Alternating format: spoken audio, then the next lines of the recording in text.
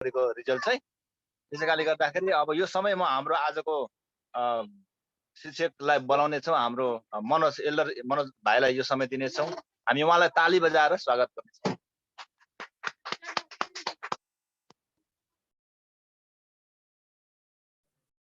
हुन्छ, यहाँ सबैजनालाई जय मसी। फेरि मौका प्रभुले दिनुभयो। प्रार्थना प्रार्थना भन्ने गीत गाउन मन लागेको थियो। कसको समूह चाहिँ एकदम धेरै छ, त्यहाँबाट एउटा गीत गाउँ, 2-3 लाइन मात्रै। कसको समूहले धेरै छ, समूह के ग्रुप, त्यहाँबाट चाहिँ हामी सुन्ने कि 2 लाइन 3 लाइन मात्रै। हजुर, ल तपाईहरुले अन गरेर 2-3 लाइन मात्रै गाइदिनु न। प्रार्थना भन्ने गीत।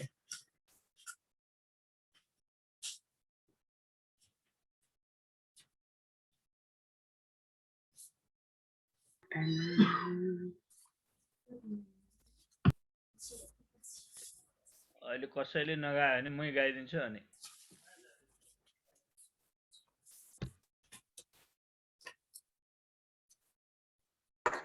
हाम्रोबाट गाइदिन्छ। हुन्छ हुन्छ, कल्पना राई टिमबाट।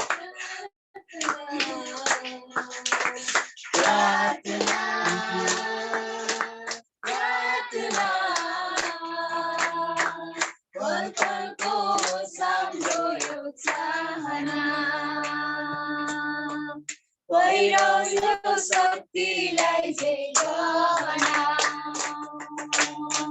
पल पलको होस् हाम्रो यो चाहना पहिरो यो शक्तिलाई जय गहना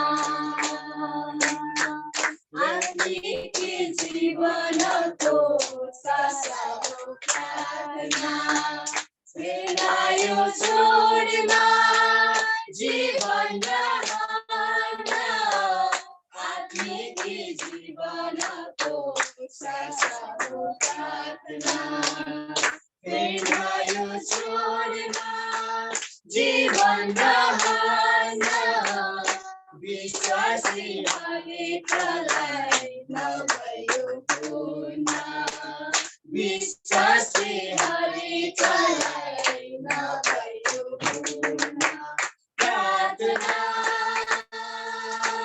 प्रार्थना प्रार्थना प्रार्थना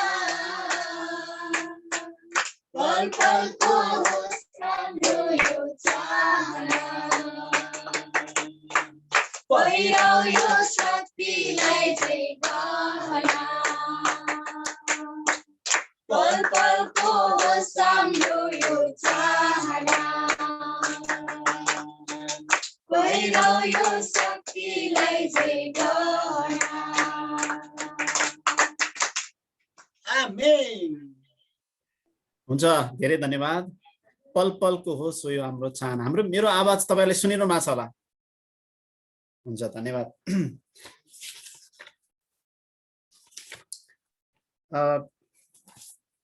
हामीले हिजो हेर्दै थियौं प्रार्थनाको विषयमा, अहिले पनि हामी प्रार्थनाको विषयमा हेर्दै छौं र आज चाहिँ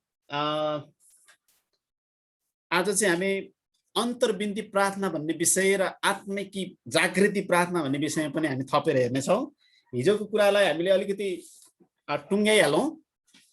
अनि सबैजना सुन्दै हुनुहुन्छ भने 2 हात यसरी उचालिदिनुहोस् अनि तपाई मसँगै भन्नुहोस्, हे पवित्र आत्मा,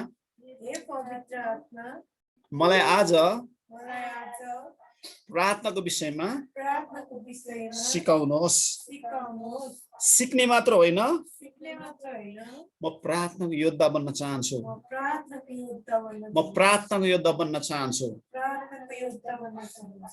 व्यवहारिक रूपमा मेरो मन हृदय भित्रबाट प्रार्थना गर्ने ऊर्जा आएको होस्। येशू प्रभुको नाममा आमेन। हामीले हेर्दै थियौं, धन्यवाद। हामी हेर्दै थियौं किन प्रार्थना गर्ने,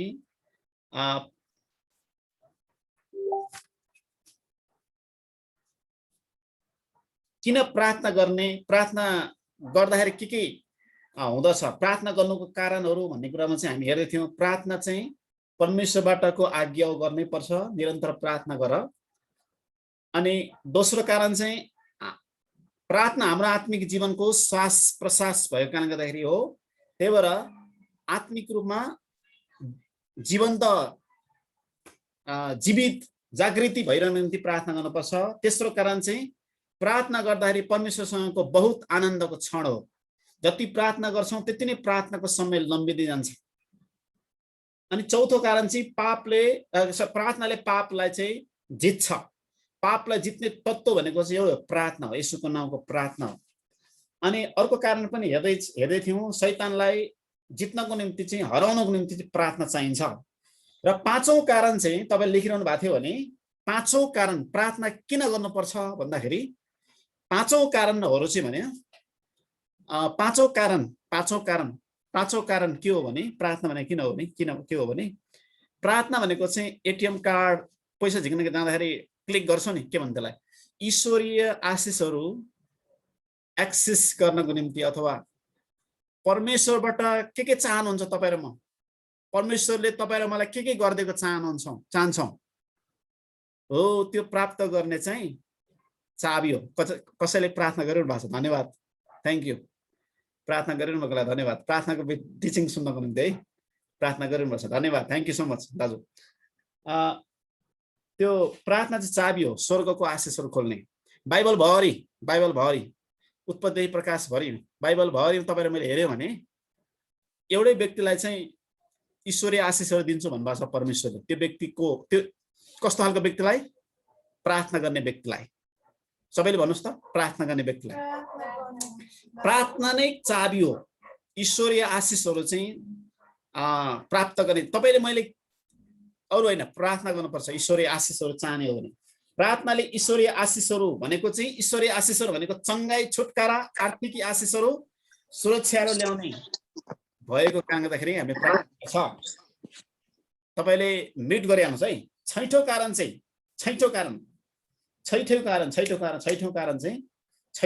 चाहिँ किन प्रार्थना गर्नुपर्छ? प्रार्थना किन गर्नुपर्छ? किनभने प्रार्थनाले परमेश्वरसितको घनिष्ठ सम्बन्ध बढ्ने भएकोले। हालेलुया। परमेश्वरसँगको सम्बन्ध, घनिष्ठ सम्बन्धमा के कुराले म र प्रभुको सम्बन्ध बलियो हुन्छ? के कुराले तपाईँ र मेरो प्रभुसँगको सम्बन्ध बलियो हुन्छ? प्रार्थना, प्रेयर, प्रार्थना।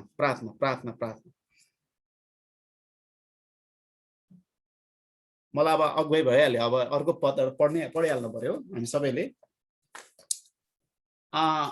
हामी सबैले पल्टाउनेछौँ उत्पत्तिको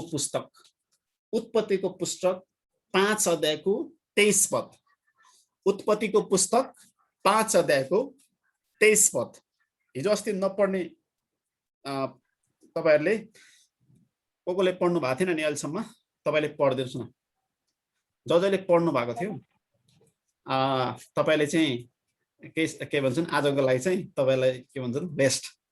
नपढ्नु हुने रे हुन्छ नि, अरूले पनि तपाईले पढ्दिनुस् न। सबैजना सहभागी होस्। हुन्छ, म पढ्दिने छु। हजुर पढ्दिनु। हनोकको जम्मा उमेर 365 वर्ष भएको थियो। हनोक परमेश्वरको साथ हिँड्थे अनि उनी अलग भए किनभने परमेश्वरले उनलाई उठाइलानु भयो। तपाईले बाइबललाई हेर्नुस् त, त्यो अहिलेको पदलाई। Thank you so much. तपाईले जसले पढ्नुभयो प्रभुले आशिष दिनुभएको होस्। त्यो अहिलेको पदलाई एकचोटि हेर्नुस् त, 23 पदलाई हेर्नुस् त। म पढ्छु दोहोऱ्याएर फेरि पनि। हनोकको जम्मा हनोक भनेको एकजना व्यक्ति छन्। हनोकको जम्मा उमेर 365 वर्ष भएको थियो। 365 वर्ष भएको थियो। 24 पद, हनोक परमेश्वरको साथ हिँड्थे। भन्नु त सबैले, परमेश्वरको साथ हिँड्थे। मैले त यो बाइबलमा चिनो लगाइरहेको छु सानो उसले, तपाईले पनि चिनो लाउन सक्नुहुन्छ है।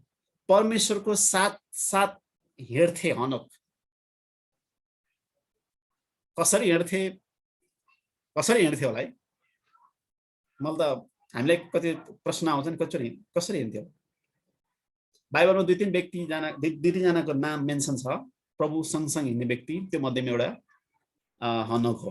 हुँदा अरू पनि व्यक्तिहरू छन्। हैन अब्राहमको कुराकानी गर्नु पर्यो भने जे कुरा गर्दा नि अब्राहम र परमेश्वरको चाहिँ यस्तो कुराकानी हुन्थ्यो कि आम्ने सामने साथी जस्तै मोसासँग पनि परमेश्वरले यस्तो कुराकानी गर्नुहुन्थ्यो कि साथी जस्तै कि त्यो प्रेयर हो कि प्रार्थना नै हो। अब मलाई के लाग्छ भने अब्राहम परमेश्वरले भन्नुभयो अब्राहमलाई अनि अब्राहमले परमेश्वरलाई भने तपाईले पढ्नु भएको होला यसरी नै छ मोसाले प्रभुलाई भने अनि परमेश्वरले मोसालाई भन्नुभयो। यो तपाईको कन्भर्सेसन वार्तालाप कुराकानी प्रार्थना नै हो कि मोसाले परमेश्वरलाई भने बिन्ती गरे अब्राहमले परमेश्वरलाई बिन्ती गरे यो प्रेयर हो प्रार्थना हो। परमेश्वर यो हनोक भन्ने 365 वर्षको व्यक्ति परमेश्वर साथसाथै हिँडे भनेको छ। कसरी हिँड्ने होला पक्कै पनि बातचित गर्दै हर पल पलमै बातचित गर्दै त्यसलाई भने चाहिँ प्रार्थना गर्दै यस्तो कनेक्सन चाहिँ अथवा कतिजनाले बुझिरहनु भएको छ। यहाँ कतिजना चाहिँ एकदम माइन्ड डिस्ट्र्याक्सन भइरहेछ है प्लिज कन्सन्ट्रेट हो एकदमै यो अहिलेको वचनलाई आज यस्तो वचन आउँदैछ परमेश्वरले त्यो वचन फ्लो गर्दै हुनुहुन्छ। आजको हाम्रो प्रार्थना मेरो प्रार्थना हामी सबैको प्रार्थना यस्तो हुनेछ कि आजको यो वचनले चाहिँ हामी प्रार्थनाको योद्धा बन्नेछौँ। आज मिठो मिठो कुराकानी गफ गरेर मिठो मिठो टिचिङ प्रिचिङ सुनुन्जेल मिठो लाग्ने मात्र नहोस् यसुको नाममा आज चाहिँ इम्पार्टेसन होस् भनेको मतलब सुन्दा सुन्दै हामी अभिषेकले भरिपूर्ण भएर आजदेखि नै हाम्रो प्रेयर वरियर्स अथवा अन्तर्विन्ती प्रार्थना गर्ने व्यक्ति बन्न सकौँ। हालेलुया हालेलुया। कतिजना गफ गर्दै हुनुहुन्छ है मलाई साह्रो दुःख लाग्छ तपाईले त मैले देखिरहेको छु प्लिज यता हेर्नु पर्यो सबैले यता हेर्नु पर्यो है। हनोक परमेश्वर सँगसँगै कसरी हिँड्थ्यो होला भने विचार यसो गर्छु कि कहिलेकाहीँ कसरी हिँड्थ्यो होला पक्कै पनि प्रभुसँग कुराकानी गरेन बातचित गरेन प्रभु म यहाँ गरेँ प्रभु म यसो गरेँ प्रभु म खाना खाँदैछु प्रभु म यसो गर्दैछु है प्रभु के कस्तो कुराकानी गरे कि मान्छेले जहिले पनि प्रभु प्रभु प्रभु प्रभु प्रभु कसैले भनिहाल्यो भने पनि तिमीले यस्तो भने मलाई मतलब छैन म प्रभुसँग कुराकानी गरिरहेको छु I am talking with God म प्रभुसँग कुराकानी गर्दैछु। अरूले मलाई के भन्छ अरूले मलाई पागल भने पनि अरूले मलाई जे भने पनि अरूले मलाई जे गरे पनि जे भने पनि मलाई मतलब छैन म प्रभुसँग सिधै कुराकानी गरिरहेको छु। कतिजना सहमत हुनुहुन्छ यो कुरामा प्लिज। हामी अब चाहिँ अर्को पद अर्को त्यो छ नि 24 पदलाई हेर्नुहोस् त अनि अनि अनि अनि उनी अलग भए अनि उनी सबैले भन्नुहोस् त अनि उनी अलग भए किनभने परमेश्वरले उनलाई उठाइलानु भयो। आमेन। यो मलाई कता कता नयाँ करारमा आउँदाखेरि र्याप्चरको कुरा आउँछ उठाइलाने कुरा आउँछ है प्रभु यीशु ख्रीष्टको दोस्रो आगमनमा उठाइलाने अथवा प्रभु सँगसँगै जाने कुराहरू। कतिजना प्रभु सँगसँगै उठाइलान चाहनुहुन्छ मेरो दुई हात उचालेर छ म पक्कै पनि चाहन्छु। येशू चाँडै आउँदै हुनुहुन्छ फेरि पनि भन्न चाहन्छु येशू चाँडै आउँदै हुनुहुन्छ। यदि तपाईँ र म येशू ख्रीष्टको आगमनमा तयारी हुने हो भने हनोक जस्तै त नहोला हामी करिब करिब हनोक जस्तै हनोकबाट पाठ सिक्नुपर्छ है प्रभु साथसाथै हिँड्ने व्यक्ति बन्नु पर्दछ। कसरी हिँड्ने त प्रार्थना प्रार्थना प्रार्थना प्रार्थना कनेक्सन। कसरी हिँड्ने हामी शरीरमा त प्रभुलाई देख्दैनौँ भेट्दैनौँ तर आत्मामा प्रार्थनामा प्रार्थनामा प्रार्थनामा प्रार्थनामा प्रार्थनामा प्रार्थनामा प्रार्थना प्रार्थना प्रार्थना उड्दा बस्दा सुत्दा हरेक पलमा बाइबलले भन्दछ निरन्तर प्रार्थना गरिरह भनेको छ निरन्तर प्रार्थना गरिरह भनेको छ। भजन सङ्ग्रह 34 मा हर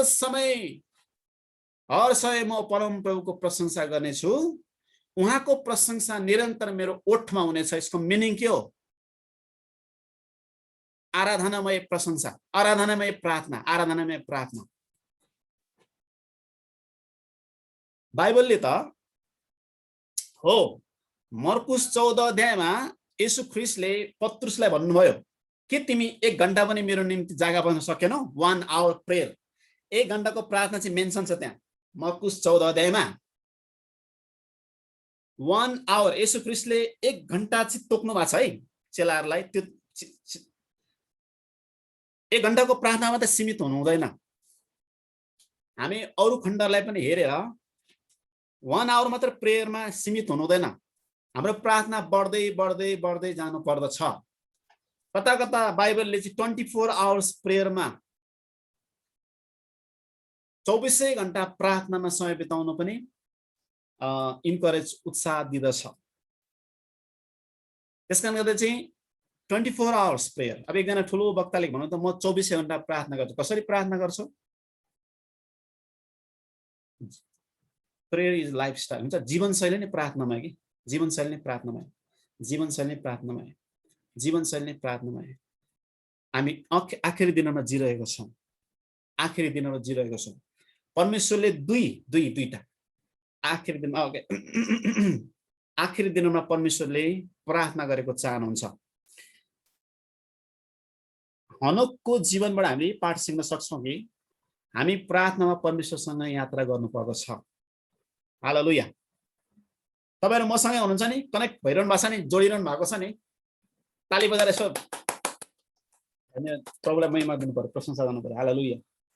अब हामी प्रार्थना किन गर्नु पर्दछ भन्दाखेरि प्रार्थनाले परमेश्वरको इच्छा थाहा पाउने भएकोले भनेर गर्नु पर्यो। कारणहरू धेरै छन्, मोटामोटी कुरा हामीले हेरिसकेका छौँ। ओके, अब हामी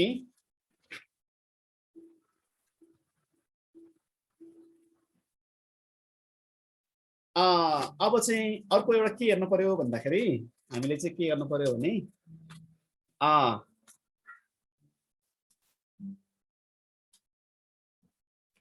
अर्को के हेर्नु पर्यो हामीले भन्दाखेरि धेरै छन्, तर समयलाई सदुपयोग गर्दै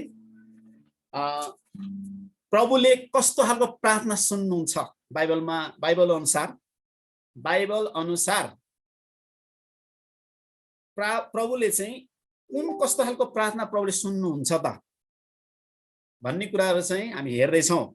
शीर्षकमा कुन चाहिँ खालको प्रार्थना प्रभुले ग्रहण गर्नुहुन्छ, सुन्नुहुन्छ, सुन्न चाहनुहुन्छ? चाहनुहुन्छ। नम्बर 1 मा चाहिँ हिजो हामीले हेरेका थियौँ, एकान्त ठाउँमा गुप्तमा गएर प्रार्थना गर्यो भने प्रभुले सुन्नुहुन्छ। हिजो हामीले हेरेका थियौँ मत्ती 6 अध्यायको 6 पदमा। तर जब तिमी प्रार्थना गर्दछौ तिमी आफ्नो भित्री कोठामा पस, ढोका थुनेर गुप्तमा हुनुहुने तिम्रा पितालाई प्रार्थना गर र गुप्तमा देख्नुहुने तिम्रा पिताले तिमीलाई इनाम दिनुहुनेछ भनेको अर्थ गुप्तमा एकान्त ठाउँमा गएर प्रार्थना गर्यो भने प्रभुले सुन्नुहुन्छ। नम्बर 1 भयो त्यो है, नम्बर 1 भयो। अब नम्बर 2 मा जाँदैछ है। नम्बर 2 हालेलुया। नम्बर 2 चाहिँ यसो गर्नु पर्यो। भजन संग्रह 5 को 3 लेख्नु पर्यो। भजन संग्रह 5 को 3 पद लेख्नु पर्यो। अनि अहिलेसम्म बाइबल नपढ्नु भएको हो, यहाँ जुन ग्रुपमा नपढ्नु भएकोले त्यो पढिदिनु पर्यो। ल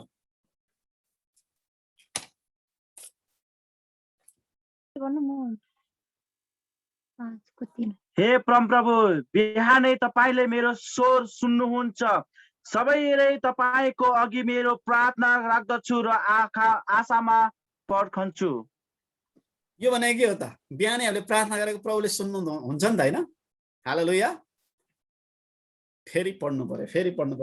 अझै तपाईहरुले कतिजनाले विश्वास लागेको छैन, फेरि पढ्नु पर्यो। ल भाइले पढ्दैन त फेरि।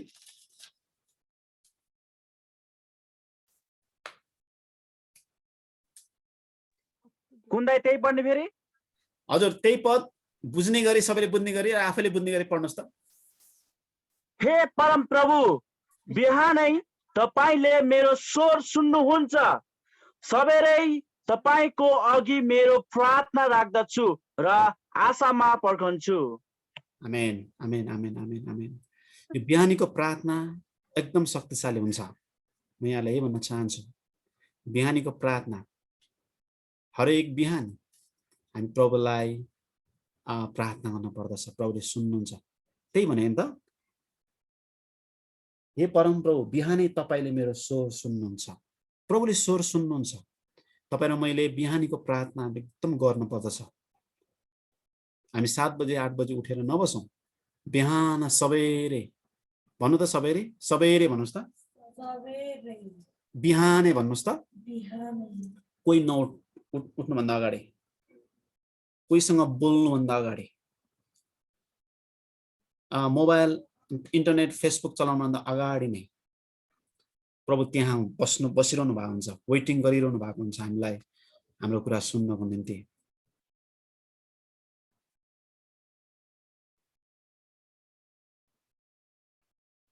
अनि धेरै जस्तो चराचुरुङ्गीले हुन त चराचुरुङ्गी भन्दा अगाडि त उठ्नलाई गाह्रो होला, तर त्योभन्दा अगाडि पनि प्रयास हामीले गर्नुपर्दछ। एकदमै सुनसान चकमन्न त्यो बेलामा परमेश्वरसँग कुराकानी गर्नुहुन्छ। जति धेरै व्यक्तिहरू यहाँ हुनुहुन्छ, तपाईँले प्रार्थना गर्नुहुन्छ मलाई थाहा छैन, त्यसलाई बढाउँदै जानुहोस्।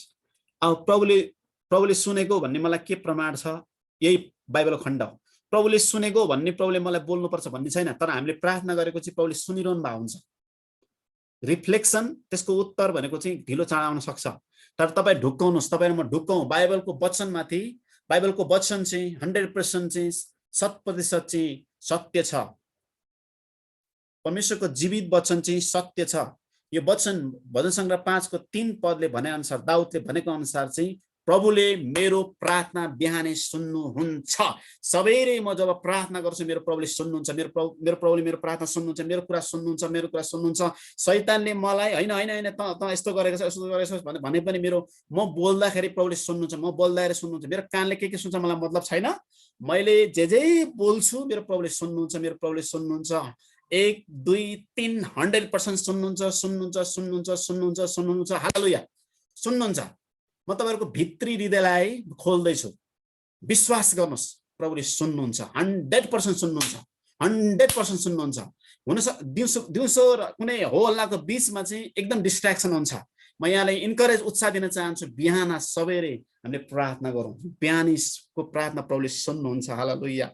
एकान्तमा गुप्त ठाउँमा गएर प्रभुसँग प्रार्थना गरे प्रभुले सुन्नुहुन्छ। दोस्रो, बिहानै सबेरै एक्लै प्रभुसँग मेरो कुराको मैले राखेँ भने प्रभुले सुन्नुहुन्छ। सुनेको सुनेर चुप लाएर बस्नुहुन्न, प्रभुले गर्नु पनि हुन्छ। म तपाईहरुको शैतानले चाहिँ हुँदैन नो नकारात्मक कुरा मात्रै गर्छ है, प्रभुले चाहिँ सुन्नुहुन्छ। तेस्रो कुरो लेख्नुस्। तेस्रो पद चाहिँ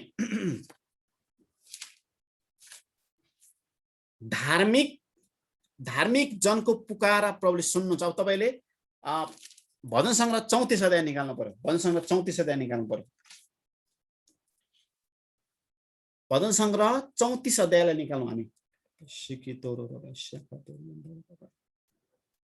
17 पदलाई कसैले पढ्दिनु पर्यो, नपढ्नु हुनेले दया गरी पढ्दिनुहोस्। भजन सङ्ग्रह 34 को हजुर थ्यांक यू। जब धार्मिक जनहरूले पुकारा गर्छन् तब परम प्रभुले सुन्नुहुन्छ र तिनीहरूका सबै सङ्कट दिनुहुन्छ। वाव, आमेन। हाम्रो सुरज परिवारबाट पनि तपाईले पढ्दै हुनुहुन्थ्यो, तपाईले फेरि दोहोऱ्याएर पढ्दिनुहोस् त। अब दोहोऱ्याएर सुने भने अलिक बुझिन्छ। ल, जब धार्मिक जनहरूले पुकारा गर्दछन् तब परम प्रभुले सुन्नुहुन्छ र तिनीहरूका सबै सङ्कटबाट तिनीहरूलाई उद्धार दिनुहुन्छ। वाव, आमेन। जब धार्मिक जनहरूले पुकारा गर्दछन्, प्रार्थना गर्दछन्, अनि परमेश्वरले सुन्नुहुन्छ। तपाईले भनिहाल्नु नयाँ करारमा आएर हिब्रूको पुस्तकमा तपाईले पढ्दै गरे भने येशूको रगतद्वारा हामी सित्तैमा धर्मी ठहरिसकेका छौं। अब धर्मी, राइचियस भने चाहिँ इङ्ग्लिसमा राइचियस भनेको चाहिँ राइट स्ट्यान्डिङ विथ गड भन्छ। धार्मिक जन भनेको चाहिँ परम प्रभुको अगाडि उभिन सक्ने व्यक्तिलाई धार्मिक व्यक्ति भनिन्छ। अब पाप छ भनेको त हामीले पश्चाताप गरिहाल्नुपर्छ। अहिले हामी प्रभावशाली प्रार्थना कसरी गर्ने भने हामी अहिले हेर्ने छौं। प्रार्थना गर्दाखेरि जब प्रार्थना टाइम सुरु हुन्छ अनि म के गर्ने त भन्ने अहिले हामी हेर्ने छौं। तर परमेश्वरको अगाडि उभिन सक्ने व्यक्तिलाई धर्मी भनिन्छ, धार्मिक व्यक्ति भनिन्छ। फेरि भन्छु म, हामी सबैले भन्न सक्छौँ। ल, सबैले भन्नु ल। परम प्रभुको अगाडि उभिन सक्ने व्यक्तिलाई धार्मिक व्यक्ति भनिन्छ। प्रार्थना गर्नुभन्दा अगाडि अब तपाईँलाई मैले डर देखाएको होइन है, तपाईँले डर देखाएको होइन। प्रार्थना गर्नुभन्दा अगाडि म प्रभुको अगाडि उभिन सक्छु कि सक्दिनँ भन्ने पनि जाँच्नु पर्दछ। यदि कुनै पनि दोष, पाप, अधर्महरू छ भने सुरुमा पश्चाताप गर्नु पर्दछ। पहिलो यूहन्ना 1:9 अनुसार हामीले क्षमा माग्यौँ भने प्रभु येशूले क्षमा दिनुहुन्छ। येशूको रगतले हामीलाई शुद्ध गरिदिनुहुन्छ। सिन्दुरे रङको पाप भनेको शिरदेखि पाउसम्म एकदमै पापले भरिएको व्यक्तिलाई पनि हिउँ जस्तै भनेको सेतो चम्किलो प्रभु येशूले बनाउनुहुन्छ। म बोल्दैछु यहाँ, म त्यस्तो पर्फेक्ट एकदमै महान व्यक्ति होइन, म एकदमै पापी व्यक्ति। म प्रभुको विरुद्धमा प्रभुलाई मन नपर्ने कतिवटा कुराहरू गरेको व्यक्ति। मैले पनि सित्तैमा क्षमा पाएको म तपाईँहरूको अगाडि कन्फेस गर्न चाहन्छु। म पनि क्षमा पाएको व्यक्ति हुँ, सित्तैमा धर्मी ठहरिएको व्यक्ति हुँ।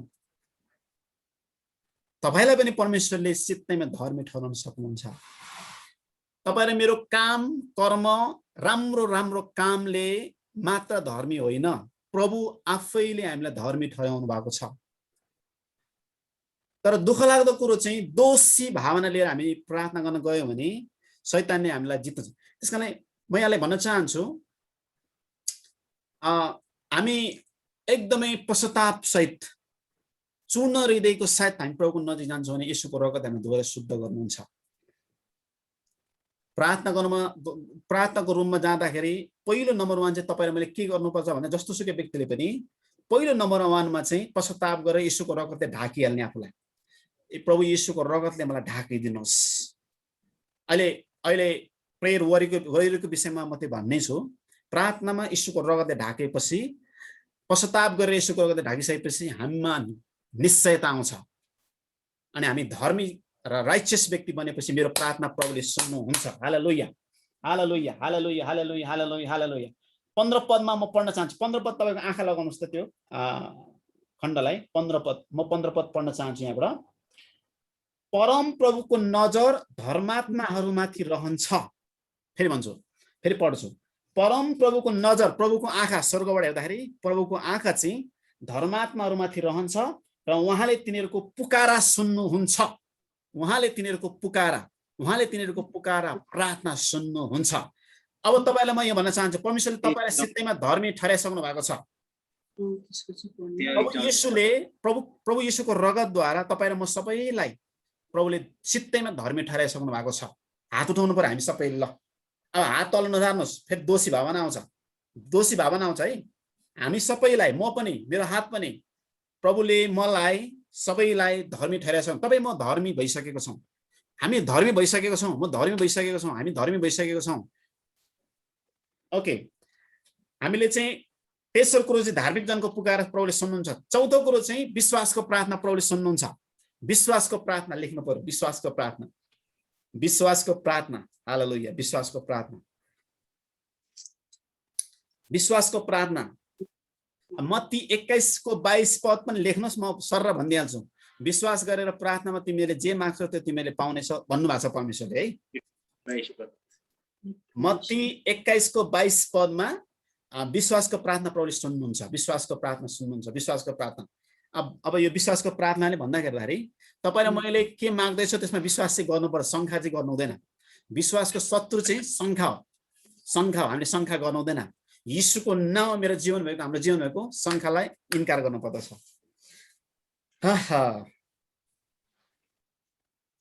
अनि पाँचौं कुरा चाहिँ उहाँमा रहँदा, यूहन्ना 15:7 पद तपाईँ लेखिरहनुहोस्। यूहन्ना 15:7, 5, 6, 7 मा छ। उहाँमा रहनु, उहाँमा रहेर प्रार्थना गरे भने प्रभुले सुन्नुहुन्छ। उहाँमा रहेर प्रार्थना गर्ने प्रभुले सुन्नुहुन्छ। अब मसँग धेरै पेपर्सहरू सेयर गर्नको निम्ति, तर हाम्रो समय गइसकेको छ। अब म हार्टबाट बोल्न चाहन्छु, अब चाहिँ टु दी पोइन्ट। त्यही भएर जुन कुराहरू प्रभुले गर्दै हुनुहुन्छ त्यो चाहिँ गर्नुभएको होस्। त्यहाँ यूहन्ना 15:7 मा के लेखेको छ भने, यदि ममा रहो 15:3 पद, 7 पद, 8 पदमा, पछि पढ्नु होला। ममा रह र म तिमीहरूमा रहन्छु।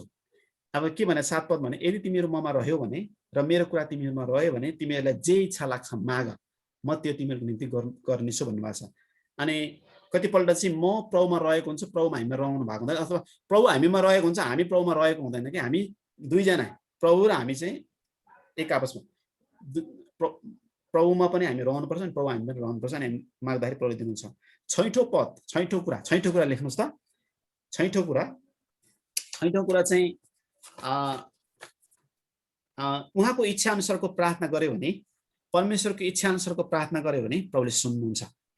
प्रभुको इच्छा अनुसार हामीले जे मागे पनि प्रभुले दिनुहुन्छ है। पहिलो यूहन्ना 5:14 र 15 तुरुन्तै कसैले पढिदिहाल्नुहोस् त। पहिलो यूहन्ना 5:14 र 15।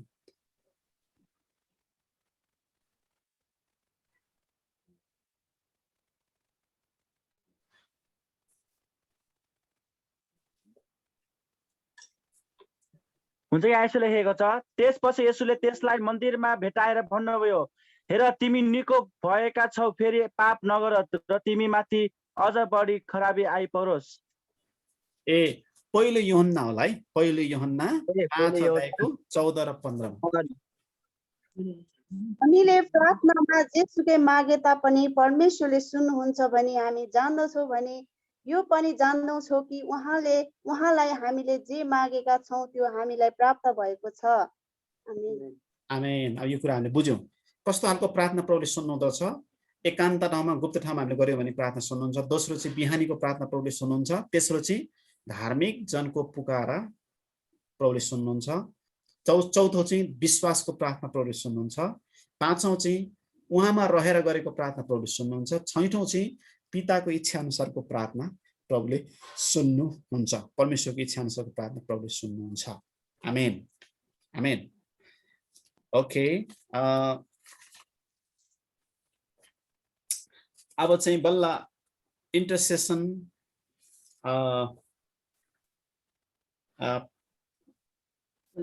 प्रार्थनाको समय जुन छ नि, अब जब म तपाईँ र म प्रार्थना गर्न जान्छु,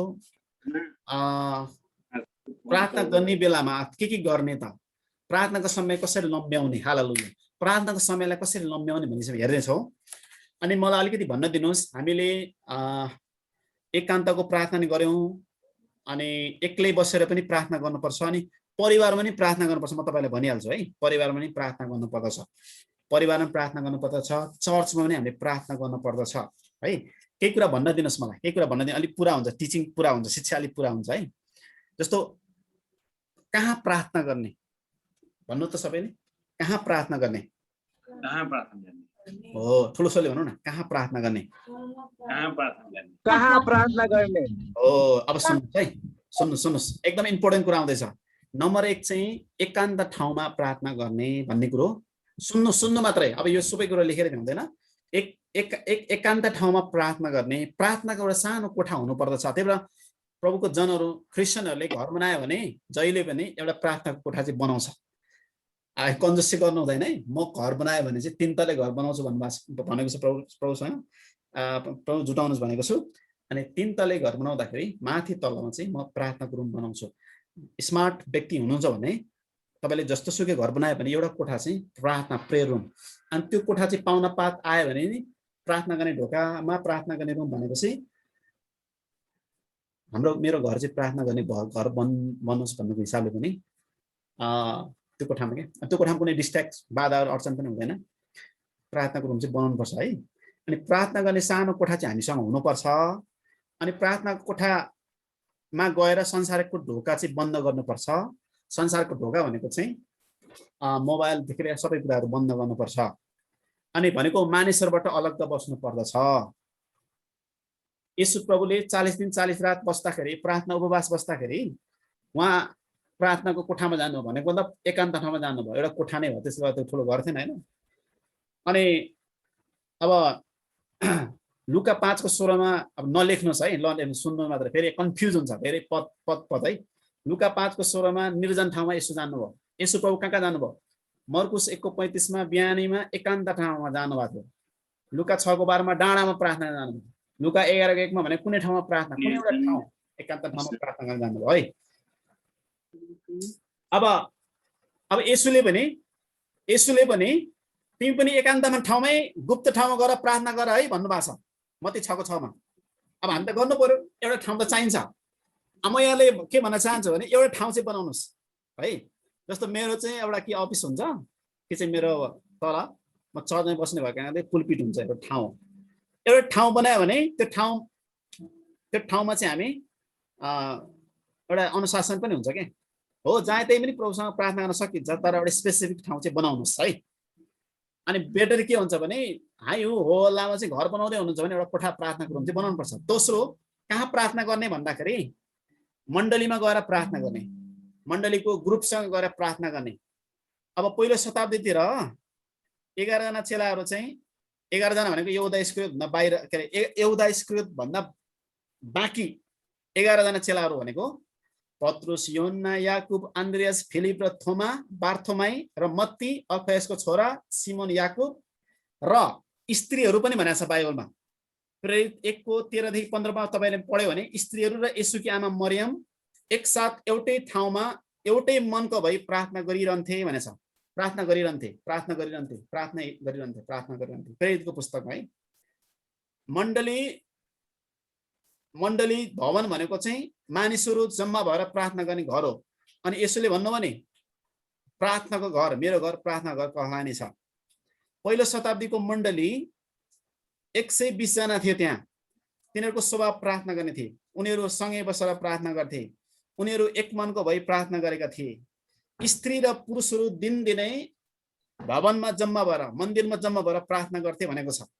उनीहरू खाली प्रार्थनामा मात्रै ध्यान दिन्थे भनेको छ। यता पत्रुस यता जेलमा परेको थियो, मण्डलीले ठुलो प्रार्थना गरेको कारणले गर्दाखेरि मण्डली त्यो जेल चुटेको भनेको जेल अब त्यो उ भएको छ भनेछ है। मण्डली चाहिँ प्रार्थना गर्ने मण्डली बन्नुपर्छ। हालेलुया। हामी अलिकति ताली बजाएर प्रभुलाई धन्यवाद दियौँ।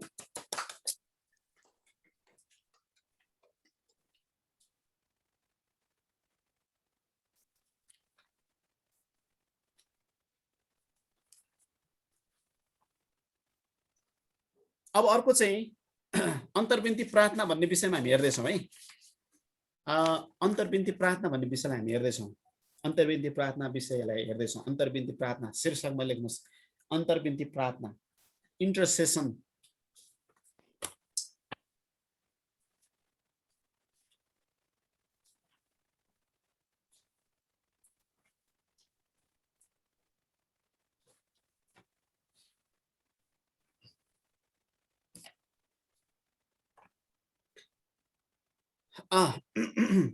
हालेलुया।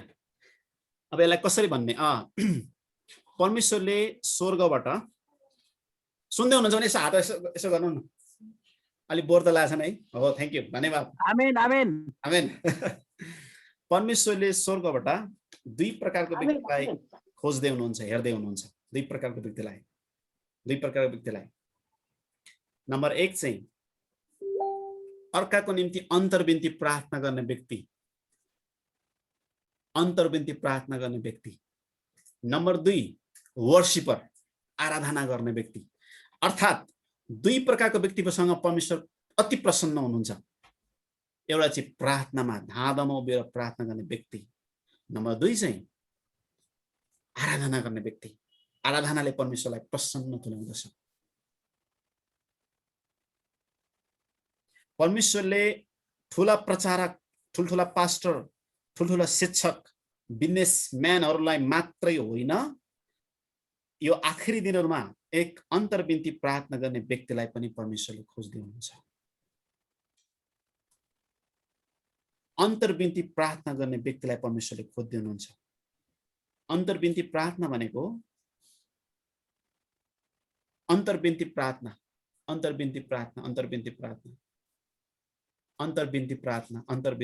अब यो अन्तर्विन्ती प्रार्थना बुझ्नु पर्यो। फेरि सुन्नुहोस्, म चाहिँ एक्लै एकान्तमा प्रार्थना गर्ने व्यक्ति भएँ, तर कहिले पनि अर्काको निम्ति प्रार्थना गर्ने व्यक्ति हुन सकेको थिएन। पहिला प्रार्थना त प्रकारको छ नि त, सामूहिक प्रार्थना छ, अर्काको निम्ति प्रार्थना गर्नु पनि छ। एक्लै आफ्नै निम्ति मात्रै प्रार्थना गर्ने व्यक्ति बन्नु हुँदैन। हामी अरूको निम्ति पनि प्रार्थना गर्नुपर्दछ, अरूको निम्ति पनि प्रार्थना गर्नुपर्दछ। अब यो सुन्दै गर्दाखेरि म किन अरूको निम्ति प्रार्थना गर्ने पनि प्रश्न आउन सक्छ। म यहाँहरूलाई भन्दैछु, तपाईले मलाई एकचोटि हेर्नु पर्यो। भिडियो खोल्न सक्नुहुन्छ, भिडियो हेर्नुहोस् है, खोल्नुहोस्। तपाईँ र म यसरी आज जम्मा भएको छौँ, क्रिस्चियन बनेको छौँ, प्रभुलाई चिनेका छौँ। प्रभुलाई चिन्नुभन्दा अगाडि, तपाईँ र म प्रभुलाई चिन्नुभन्दा अगाडि धेरै आँसु बगाएर प्रार्थना गर्ने व्यक्तिहरू थिए। उहाँहरूले आँसु बगाएर प्रार्थना, अन्तर्विन्ती प्रार्थना गरेको कारणले गर्दाखेरि तपाईँ र म प्रभुमा चिनेको छौँ, प्रभुलाई विश्वास गरेका छौँ। त्यत्तिकै हामी फुत्ता आएको होइन,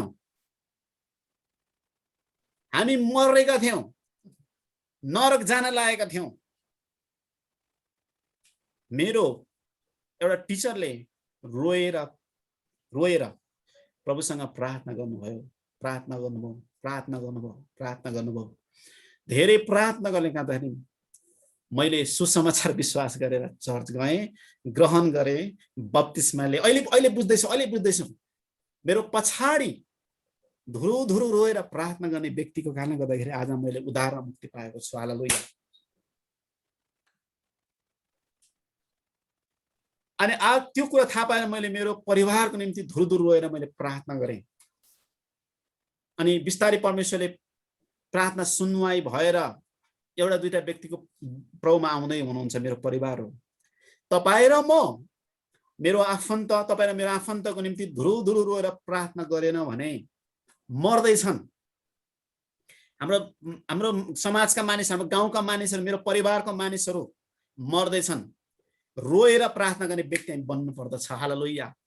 कफिन बक्स, तपाईँलाई थाहा छ कफिन बक्स जब हामी प्रभुमा सुत्छौँ अनि हामीलाई चाहिँ हाम्रो बडीलाई, हाम्रो यो शरीरलाई चाहिँ, यो प्रभुमा सुतेको शरीरलाई चाहिँ कफिन बक्समा राख्छ अनि श्रद्धाञ्जली सेवा गर्छ चर्चमा, मण्डलीमा। अनि श्रद्धाञ्जली सेवामा, हाम्रो श्रद्धाञ्जली सेवामा मानिसहरू आउँदै गर्दाखेरि सबैले बुझ्दै हुनुहुन्छ भनेको, मैले भने बुझ्दै हुनुहुन्छ। जब हामी प्रभुमा सुत्छौँ नि, हामीलाई कफिन बक्स, नडराउनुहोस्, हामी म प्रभुमा सुतेपछि स्वर्ग जान्छौँ। हामी कफिन बक्समा हुँदाखेरि श्रद्धाञ्जली सेवामा, हाम्रो श्रद्धाञ्जली सेवामा आउने मानिसहरूले के भनेको चाहनुहुन्छ तपाईँ? म त यस्तो व्यक्तिहरू आएको छ, यस्तो कुरा भनेको चाहन्छन् मानिसहरूले। यो भाइ, यो बाबु पृथ्वीमा रहँदाखेरि अरूको लागि आँसु बगाएर धेरै प्रार्थना गर्नुहुन्थ्यो। अथवा यो अङ्कल, यो दाइ, यो भाइले मलाई धेरै आँसु बगाएर प्रार्थना गर्नुभयो।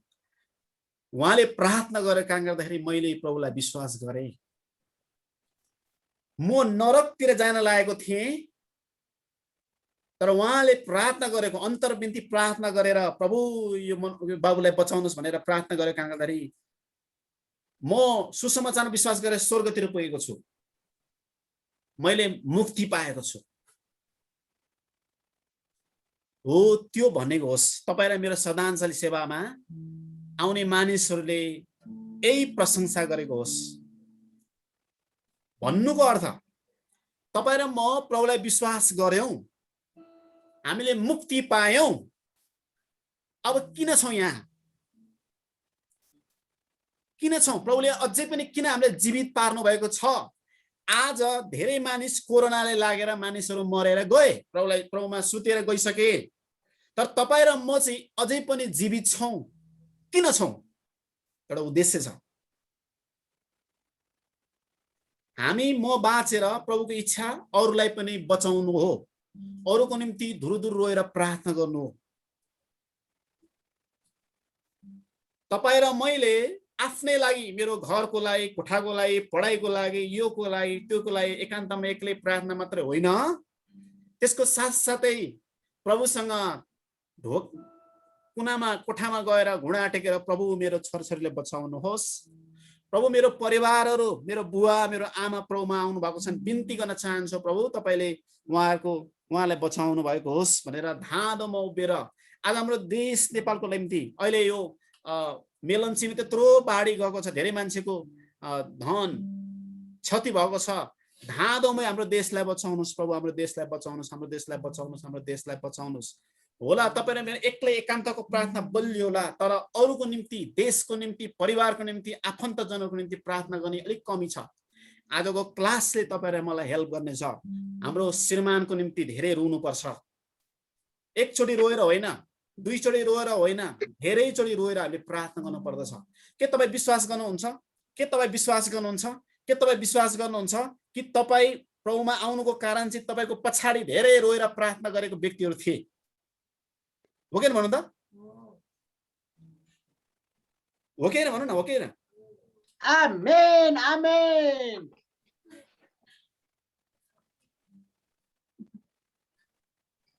हामी पनि रुनुपर्छ। अब तपाईलाई नेपालमा इसाईहरू कसरी आए त? नेपालमा 60-70 वर्षको इतिहास छ। अहिले क्रिस्चियन बढेको चाहिँ 60-70 वर्ष भयो।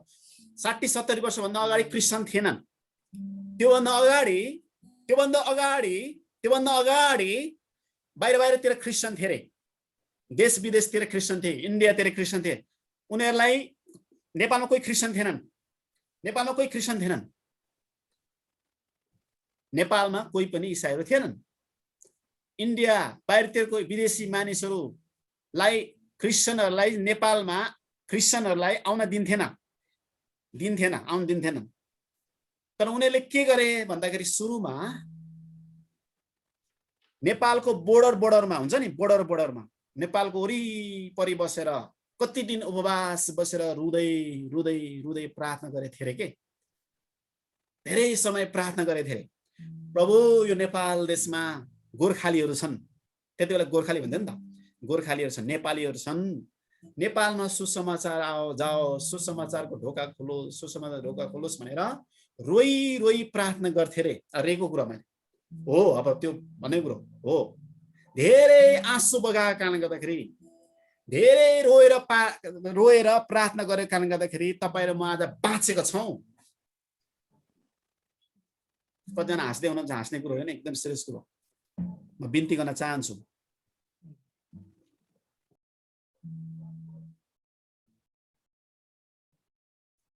तपाईँ पहिलो क्रिस्चियन होला, म मान्छु तपाईँ पहिलो क्रिस्चियन होला।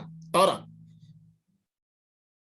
हाम्रो पहिलाका मानिसहरू, बुवा बाजेहरू, अङ्कल गुरुबाले धेरै रोएर प्रार्थना गरेका छन् क्या। प्रभु नेपालका सबै जातका मानिसहरूले प्रभुलाई चिन्न सक्छ, रोएर प्रार्थना गरेको मैले देखेको छु। अब तपाईँले भन्नु होला, म त पहिलो क्रिस्चियन, कसले रोएर प्रार्थना गरे मेरो लागि, मेरो नाम मनोज हो भनेर कसले प्रार्थना गरे? होइन। पहिला हाम्रो निम्ति प्रार्थना भइसकेको छ। त्यो प्रार्थनाको, रोएर प्रार्थना गरेको उत्तर चाहिँ प्रभुले हामीलाई सेभ गर्नुभएको छ, बचाउनु भएको छ। हालेलुया। हामी पनि अब रोएर प्रार्थना गर्नु परेको छ। तपाईँको कतिजना परिवार प्रभुमा आउनु बाँकी छ? हात उठाउनुहोस् त। तपाईँको परिवार प्रभुमा आउनु बाँकी छ भने हात उठाउनुहोस्। ती परिवारहरू तपाईँको आँखाबाट आँसु नझरिकन, रोएर प्रार्थना नगरिकन, अन्तर्विन्ती प्रार्थना नगरिकन आउनेवाला छैनन्। हालेलुया। कतिजना एकदमै उ भइरहेछ, माफ गर्नु होला। बुझिरहनु भएको छ। परमेश्वरको अभिषेक हाम्रो बीचमा छ, म विश्वास गर्दछु। हालेलुया। मैले मोबाइल दिनुहोस् प्रभु भन्दा पनि प्रभु मेरो मानिसहरूको आत्मा बाँचोस् भन्दाखेरि त्यो प्रार्थना सुन्नुहुन्छ प्रभुले। प्रभु मलाई बाइक दिनुहोस् भन्दा पनि प्रभु मेरो बुवाको आत्मा बाँचोस्, प्रभु मेरो छिमेकीको आत्मा बाँचोस् भन्ने प्रार्थना चाहिँ प्रभुले सुन्नुहुन्छ जस्तो लाग्छ। हो कि होइन भन्नु त? हालेलुया।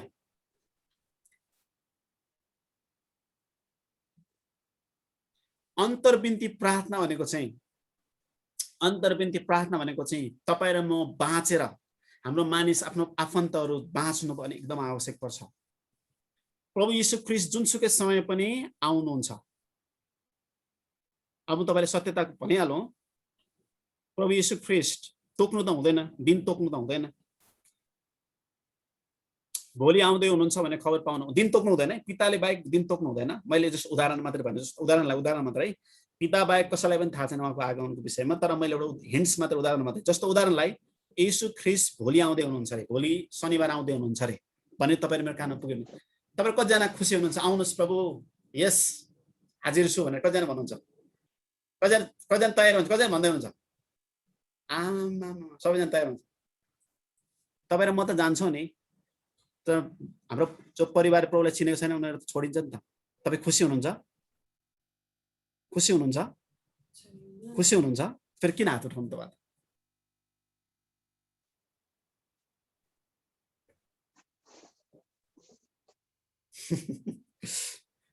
तपाईँले हात उठाउनु भएको चाहिँ तयारी छु, यस ज्यू प्रभु, ठिक छ, म पनि हात है, एकदम ठिक छ है। तर हामी मात्र होइन, मेरो परिवार, मेरो आफन्तहरू, हाम्रो देशका मानिसहरू प्रभुमा बाँच्नु परेको छ। त्यसकारण यो कुरालाई थाहा गरेर मध्यनजर हामी रौँ, प्रभु यीशु ख्रीष्टको आगमन हुनुभन्दा अगाडि हाम्रो परिवार बाँचेको होस्। हालेलुया, बाँचेको होस्। प्रभु तपाईँले मोबाइल दिनुभएको छ, प्रभु तपाईँले हाम्रो पैसा, रुपियाँ पैसा, आर्थिक ज्ञान बुद्धि दिनुभएको छ, हाम्रो प्रार्थना सुन्नु भएको छ। प्रभु मेरो परिवारको एक एक सदस्य प्रभु तपाईँमा आएको छ, यो प्रार्थना तपाईँले सुन्नु भएको होस्। म बिन्ती गर्न चाहन्छु, आज मेरो परिवारहरू नरक जान लागेछन्, सत्यता कुरो त्यही हो, नरक जान लागेछन्। हामी चाहिँ प्रभुसँग अन्तर्विन्ती प्रार्थना गर्ने व्यक्ति चाहिँ बाइबलले हामीलाई पुजारी पनि भन्दछ। अब किङ एन्ड प्रिस्ट भन्छ। प्रकाश 1:6 मा प्रभुले हामीलाई राजा र पुजारी बनाउनु भएको छ। अब त्यो विषय अलि नखोतलौं, अलि कन्फ्युज होला, यति मात्र तपाईले भनिहालौं। प्रभुले हामीलाई पुजारी, राजकीय पुजारी सबैले भन्नुहोस् त पुजारी। प्रभुले पुजारी बनाउनु भएको छ। पुजारीको काम के हो भने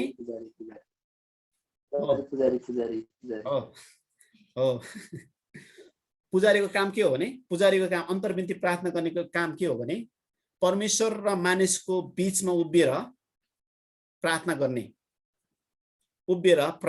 पुजारीको काम है। अथवा बलिदानहरू, मानिसहरूको बलिदानहरू चाहिँ परमेश्वरमा। भन्नुको अर्थ चाहिँ प्रभुलाई नचिनेका परिवारहरूको निम्ति प्रार्थना गर्ने, प्रभु त्यो परिवार बाँचोस् भनेर प्रार्थना गर्ने। हालेलुया,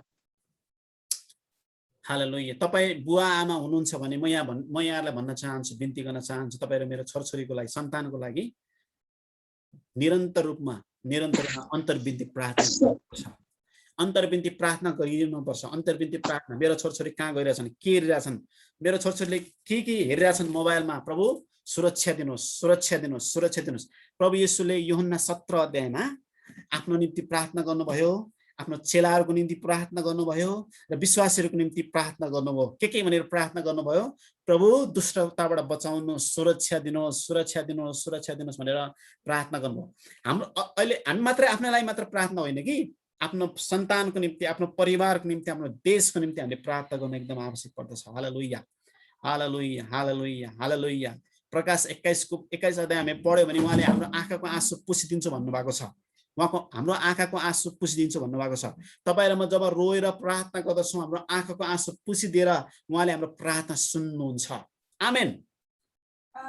अलि जोस आएन जस्तो लाग्यो। कतिजना आशिष पाउँदै हुनुहुन्छ? आमेन, आमेन, आमेन, हालेलुया, हालेलुया। तपाईहरु कतिजना हुनुहुन्छ तपाईले धेरै प्रार्थना गर्नुभयो तपाईको श्रीमतीको निम्ति, श्रीमानको निम्ति, छोराछोरीको निम्ति, अङ्कल बुवाको निम्ति धेरै रोएर प्रार्थना गर्नुभयो र पछि उहाँले प्रभुलाई चिनेको छन्। कसको छ त्यसको हात उठाउनु त? कसको छ त्यो गवाई? हाम्रो धनबाद दाजुको गवाई छ। अरु कसको छ? हाम्रो दीपक दाजु पनि गवाई छ। वाउ। हाम्रो हरि दाजुको पनि गवाई छ। वाउ। अनि अर्को कसो छ हात? हाम्रो पार्वती दिदीको पनि गवाई छ। वाउ। अर्को कसो छ? मेरो हात, मेरो आँखा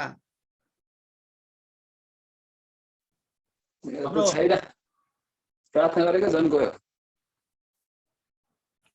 अब हाम्रो सावित्री दिदीको पनि गवाई छ हैन त दिदी? छोराको विषयमा हैन त? थोरै बताइदिनु न हाम्रो प्रकाश भाइको विषयमा। अलिकति जसको छोराले प्रभुलाई चिनेको छैन उहाँको उत्साह हुन्छ। थोरै मात्र बताइदिनु न।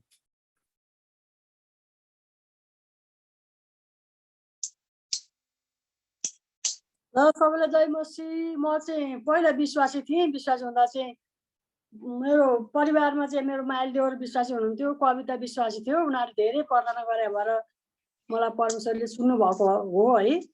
उनीहरूकै पठनद्वारा मलाई सुन्नुभयो। अनिखेरि मेरो परिवारमा चाहिँ म विश्वासी हुनु बित्तिकै अनि छोरी चाहिँ आइहाल्यो, अनि छोरा र श्रीमान चाहिँ आउनुभएको थिएन। उहाँहरू चाहिँ अब विश्वास गर्नु हुँदैन थियो। अनि मैले धेरै प्रार्थना गरेँ। अनि स्वर्गको बाबा चाहिँ 1 वर्षदेखिमा आइहाल्नुभयो। छोरीले चाहिँ धेरै टाइम लाग्यो आउनलाई। अनि मैले धेरै प्रार्थना गरेँ, परमेश्वरमा पुकार गरेँ। अब अहिले मनोजले भने जस्तो रुवाईको प्रार्थना चाहिँ छिटै सुन्नु हुन्छ भनेको चाहिँ म विश्वास गर्छु कि मैले धेरै रोएर प्रार्थना गर्थेँ छोराको लागि। अनि छोरो है परमेश्वरलाई धेरै धन्यवाद हो। यो रुवाईको प्रार्थना चाहिँ शक्तिशाली हुन्छ भन्ने कुरो चाहिँ मेरो जीवनमा पनि थाहा भएको हो। परमेश्वरले दिनुभएको छ। परमेश्वरलाई धेरै धन्यवाद। मनोजले भनेको नि सही हो। रुवाईको प्रार्थना चाहिँ छिटो सुन्नु हुन्छ। भित्रदेखि आत्मिक रूपमा चाहिँ रुनु पर्यो कि परमेश्वरसँग भन्ने जस्तो मलाई लाग्छ। अनि छोराले ग्रहण गर्यो। अनि सबै परिवार चाहिँ हामी विश्वासी भयौँ। परमेश्वरलाई धेरै धन्यवाद। अब कान्छो देवर बाँकी हुनुहुन्छ। अब रुवाईको प्रार्थना हुनु पर्यो फेरि जस्तो लागिरहेको छ कि। अब माइल देवर पनि हुनुहुन्छ। अब 3 दाजुभाइमा 2 भाइ चाहिँ भयौँ। अब देवर बाँकी हुनुहुन्छ। अब बहिनीहरू त छन् धेरै नै। अब प्रार्थना गर्नुपर्छ। हुन्छ, धेरै धन्यवाद। यहाँ सबैजनाको गवाई सुन्यो भने यस्तै गवाई छ। अनि म यहाँले भन्न चाहन्छु, तपाईँ निरन्तर रूपमा रुनुहोस्। हाम्रो प्रभु सत्य हुनुहुन्छ। हाम्रो सावित्री दिदीले अस्ति पनि भन्दै हुनुहुन्थ्यो छोरा चाहिँ प्रभुमा आएन। अनि धेरै रोएर प्रार्थना गर्दा गर्दा सपना देख्नुभयो प्रभुले उहाँलाई सपना देखाइदिनु भयो। छोरा प्रभुमा आएको, बाइबल पढेको, अगाडि पुलपिटबाट प्रचार गरेको। अहिले ठ्याक्कै छोरा पनि प्रभुमा आउनु, अहिले सेवाकाई गर्नु, प्रचार पनि गर्नु प्रभुले छोरा त्यस्तो बनाउनु भएको छ। त्यसकारण गर्दा चाहिँ तपाईँको छोराहरू, तपाईँको बुवा आमा आफन्तजनहरू प्रभुमा आउनु भएको छैन भने तपाईँ निरन्तर रूपमा रोएर, निरन्तर रूपमा एकचोटि होइन 2 चोटि होइन है, कोहीको आएर पनि गएको छ भने पनि चिन्तित नहुनुहोस्, प्रभुले फर्काएर ल्याउनुहुन्छ। म तपाईँलाई एउटा उदाहरण भन्न चाहन्छु। प्रभुलाई चाखिसकेपछि फेरि संसारतिर फर्केको व्यक्तिहरू छटपट भएर 1 वर्ष 2 वर्ष केही समय, केही महिना, केही वर्षपछि फर्केर पहिलाको त्यो सुन्दर प्रेममा फर्किन्छ। 100% मलाई त्यो अनुभव छ है। शनिबार प्रभुमा यति आनन्द आराधना गरेर मग्न भएको व्यक्ति आइतबार सोमबार चाहिँ संसारको क्लबहरूमा गएर डिस्को बारमा रक्सी चुरोट खाँदै समय बिताउनेहरू आनन्द पाउँदैनन्। अनि फेरि त्यो व्यक्ति रन आफ्टर द गड, दौडेर भागेर मलाई प्रभु चाहिन्छ, मलाई प्रभु चाहिन्छ, मलाई यसो चाहिन्छ, मलाई यसो चाहिन्छ। आज धेरै पहिलो प्रभुमा आएको विश्वासीहरू बिचमा ब्याकसाइड भएर फेरि फर्केर प्रभुमा आएर आफ्नो जीवन नै अर्पण गरेका व्यक्तिहरू धेरै छन्। त्यसकारण तपाईँले चिन्तित नहुनुहोस्, तपाईँ निरन्तर रूपमा प्रार्थना गरिरहनुहोस्। म यहाँलाई उत्साह दिन चाहन्छु, निरन्तर रूपमा प्रार्थना गर्नुहोस्। परमेश्वरले तपाईँले मेरो प्रार्थना सुन्नुहुन्छ। हालेलुया। हामी ताली बजाएर एकचोटि परमेश्वरलाई धन्यवाद दिनेछौँ। प्रार्थनाको समयलाई कसरी प्रभावकारी, ओके, परिवारलाई कसरी प्रार्थना गर्ने है। प्रभुलाई चिन्नु पर्ने, प्रभुलाई विश्वास नगरेका अविश्वासी परिवारलाई कसरी प्रार्थना गर्ने शीर्षकमा लेख्नुहोस्। अविश्वासी परिवारलाई कसरी प्रार्थना गर्ने, कसरी प्रार्थना गर्ने, नम्बर 3 पोइन्टमा भन्नेछु। कसरी प्रार्थना गर्ने, प्रभुलाई नचिनेका परिवारलाई कसरी प्रार्थना गर्ने। सुन्न चाहनुहुन्छ?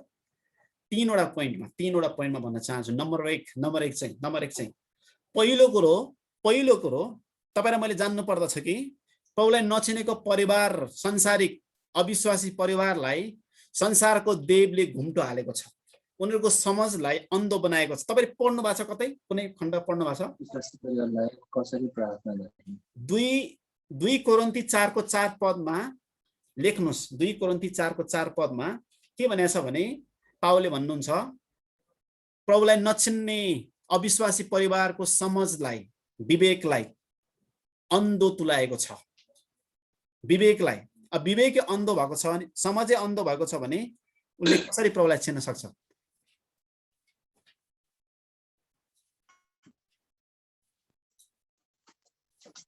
अनि हामीले के भनेर प्रार्थना, नम्बर 1 कसरी प्रार्थना गर्नु? प्रभु त्यो घुम्टो हटाइदिनुहोस् येशूको नाममा।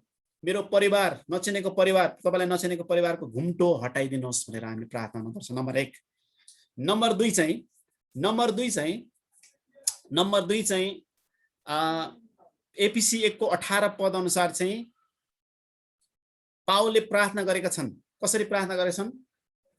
तिनीहरूको हृदयको आँखा उज्यालो होस्, हृदयको आँखा उज्यालो, हृदयको ढोका खोलोस्। अनि प्रभु मेरो परिवारको हृदयको आँखा उज्यालो होस्, मेरो परिवारको हृदयको ढोका खोलोस्, हृदयमा परमेश्वर हुनुहुन्छ भन्ने प्रकाश आओस्। किनकि उहाँको हृदयले प्रभुलाई चिन्नु पर्ने हो नि त, हैन?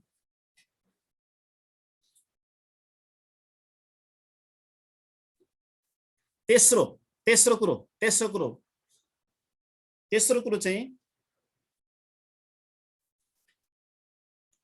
कुरो चाहिँ यसुले मत्ती 9:18 पद समथिङ त्यस्तै हो। फसलको प्रभुलाई प्रार्थना गर र प्रभुले भन्नुभएको छ नि फसलको प्रभुलाई प्रार्थना गर।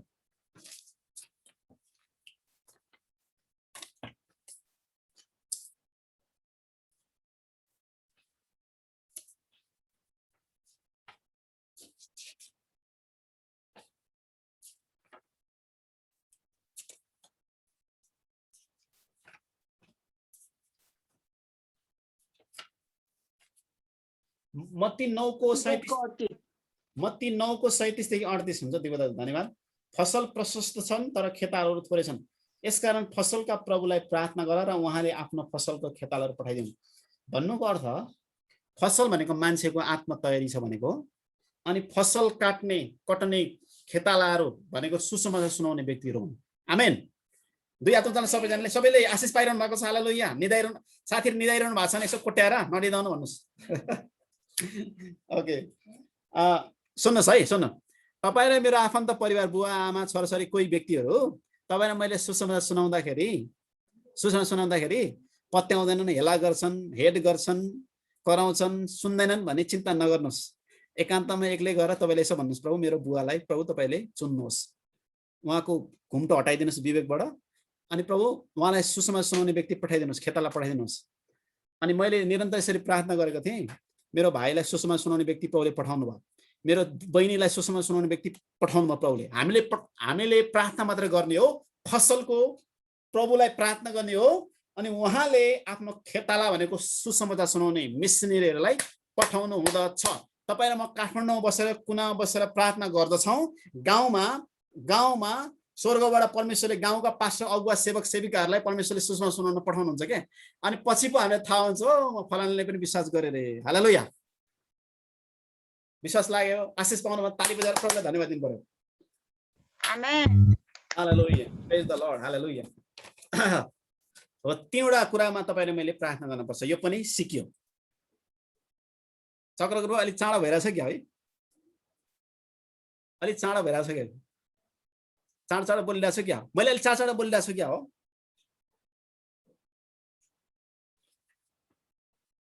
ठिक छ छैन, ठिकै छ भाइ। अहिले ठिकै छ, पछि चाहिँ ठिक छैन। अब चाहिँ प्रार्थनाको समयलाई कसरी लम्ब्याउने? हालेलुया। हालेलुया। प्रार्थनाको समयलाई कसरी लम्ब्याउने, कसरी प्रभावकारी बनाउने? अब चाहिँ तपाईँ फ्रेस हुनुहोस्, एकछिन फ्रेस हुनुहोस् है। अब मेरो प्रार्थनाको लेभललाई कसरी बढाउने भन्ने कुरामा, प्रार्थना भनेको चाहिँ ब्याटल फिल्ड भन्छ, युद्ध गर्ने मैदान हो। जब तपाईँ र म प्रार्थना गर्ने ठाउँमा पुग्छौँ, आत्मिकी द्वन्द्व, मनको द्वन्द्व, फोनबाट द्वन्द्व, के द्वन्द्व हुन्छ। अनि तपाईँले भनिहालौँ, परमेश्वरको नजिक कोही गइरहेछ भने शैतानले तान्न खोज्छ, मोबाइलद्वारा, कामद्वारा, मिटिङद्वारा। मैले अनुभव गरेको छु है, मिनिस्ट्री गर्ने व्यक्तिलाई थाहा हुन्छ कुरा। मिटिङ ठ्याक्कै त्यही बेला परिदिन्छ। 9 देखि प्रार्थना थियो, ठ्याक्कै काम, त्यस्तो हुँदो रहेछ क्या। अनि सेवक सेविका नभए पनि अरू के न के काम अल्झिरहने। अनि यसो बुझ्दाखेरि, अनि जब प्रार्थना गर्यो, मोबाइल फोन आउने, अनि फेसबुकमा कुनै मेसेज आउने, तपाईँ कुनै इम्पोर्टेन्ट मेसेज आउने, अनि फोन उठायो भने पनि केही पनि नहुने। खासमा के म फोन उठायो भने खास केही त्यो उठाएको पनि भेल्यु नहुने, तर फोन आएको व्यक्तिलाई हेर्ने भने ओहो के नै इम्पोर्टेन्ट कुरा होला भनेर फोन उठाइन्छ है। तर फोन रिसिभ गरेर कुराकानी गर्दा केही न केही हुँदैन। त्यस कारणले चाहिँ म यहाँलाई के भन्न चाहन्छु भने, मोबाइल अफ, मान्छेबाट अफ, कुराकानी अफ, ढोका बन्द, बाँकी कुरो प्रभुले बुझ्नुहुन्छ, बाँकी कुरो प्रभुले बुझ्नुहुन्छ, बाँकी कुरो प्रभुले बुझ्छ। त्यो सबै बन्द गर्नुहोस्। Disconnect disconnect disconnect disconnect disconnect disconnect. तर दुःख लाग्दो कुरो अब घरमा कसरी डिस्कनेक्ट हुनु? धेरै व्यक्तिहरू यहाँ हुनुहुन्छ, तपाईँ घर परिवारबाट बाहिर जान पनि सक्नुहुन्न, अनि श्रीमान छोरछोरी परिवार श्रीमती परिवार छ नि, त्यो कारणले गर्दाखेरि तपाईँले एकदमै बाधा भइरहेको छ।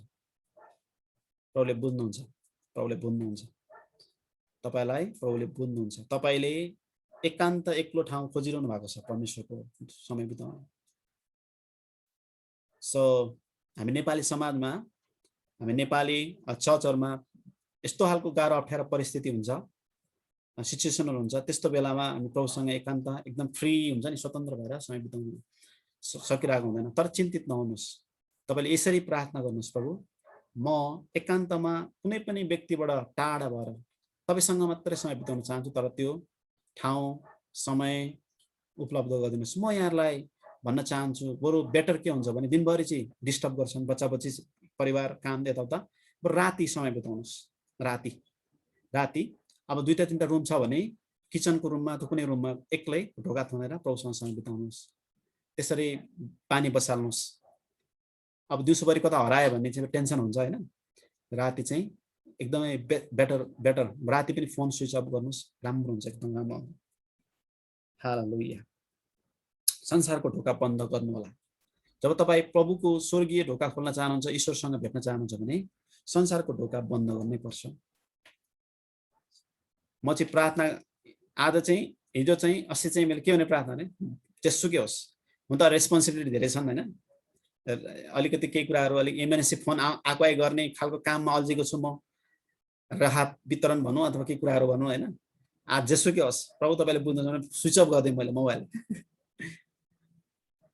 अनि त्यसले चाहिँ एकदमै प्रार्थना समय बिताउनु। नत्र भए फोन तपाईँको राखेर प्रार्थना गर्नुहोस् कि फोन त नआइ छोड्दैन, आक्वाई गर्छ, आउँछ फेरि नचाहिने मान्छेको मात्रै फोन आउँछ। फेरि नचाहिने मान्छेको भनेको त अब कसरी भन्नु, नचाहिने मान्छे भने नचाहिने उद्देश्यको हुन्छ नि, हेलो आयो के छ हालखबर भन्ने मात्रै क्या, त्यो त्यस्तो हुँदो रहेछ। तर कतिचोटि चाहिने कुराहरू हुन्छ, तर मलाई त्यस्तो भएको छ। अनि यसो पछि बुझ्दाखेरि चाहिँ बाधा डिस्ट्र्याक्सन एकदमै डिस्ट्र्याक्सन। अनि त्यसबाट तपाईँ र म छुटकारा पाउनु पर्दछ। मोबाइल संसारिक चिजबिजहरू टिभीबाट बन्द, टिभी अफ गरिदिने, मानिसबाट अलग गरेर रहनुहोस्, ती सबै बन्द गर्नु होला। अनि के पनि हुनसक्छ भने चर्चमा मण्डली भवन भनेको चाहिँ एउटा राम्रो उपाय हो।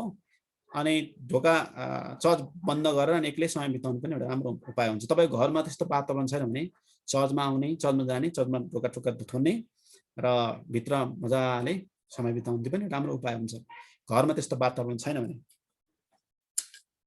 अनि अब जब तपाईँ ढोका थुनेर जब एक्लै एकान्तमा जानुहुन्छ, नम्बर 1 चाहिँ के गर्नु पर्यो भने पश्चाताप गरेपछि येशूको रगतले ढाक्ने आफूलाई। भन्नु त सबैले येशूको रगतले। धेरैको प्रार्थना गर्ने समयलाई एकदमै बाधा भइरहेछ, आई नो, मलाई आत्मा त्यही भइरहेको छ है। अनि प्रार्थना तपाईँ 1 घन्टाको प्रार्थनामा समय जानुहुन्छ, तपाईँ 10 मिनट 15 मिनटमा निदाउनुहुन्छ, बाधा भइरहेछ, प्रार्थना गर्न सकिरहेको छैन होइन, निदाइरहनु भएको छ, त्यो प्रभुले देखाइरहनु भएको छ कि। अब त्यसबाट तपाईँ कतिजना विजय हुन चाहनुहुन्छ, कतिजना विजय हुन चाहनुहुन्छ? आज म सल्युसन दिँदैछु, सल्युसन प्रभुले दिने सल्युसन, तर मैले केही सल्लाह दिँदैछु, पक्कै पनि यसले हेल्प गर्ने छ। तपाईँले कान खोलेर ध्यानपूर्वक सुन्नुहोस्। नम्बर 1 चाहिँ संसारिक ढोका बन्द गर्ने भनेको बुझिहाल्नु भयो, मोबाइल टिभी सिभी मान्छेबाट डिस्कनेक्ट हुनु। अब 1 घन्टा तपाईँले प्रार्थना गर्ने समय छान्नु भएको छ भने श्रीमान श्रीमती परिवार छोरछोरी बच्चा बच्चीलाई थाहा भइसकेको हुन्छ कि यो 1 घन्टा चाहिँ उहाँको प्रार्थना समय हो, तपाईँ टेन्सनै छैन। तपाईँ 1 घन्टा चाहिँ अब तपाईँ परिवारबाट तपाईँ अलग भयो, मोबाइलबाट बन्द हुनुहोस्, एक हुन्छ नि कनेक्ट हुनु। अब 1 घन्टा एकदमै गुणस्तरीय प्रभावशाली कसरी प्रार्थना गर्ने। नम्बर 1 चाहिँ पश्चाताप सहित येशूको रगतले ढाक्नुहोस् आफूलाई। भन्नुहोस् प्रभु येशूको रगतले मेरो विवेकलाई, मेरो जीवनलाई, मेरो हृदयलाई ढाक्दछ। येशूको रगत तपाईँ र मेरो जीवनमा पर्ने साथै शैतानले तपाईँलाई अट्याक गर्दैन। किन प्रार्थना गर्न सक्दैनौँ भन्दाखेरि शैतानको पछाडिबाट अट्याक हुन्छ।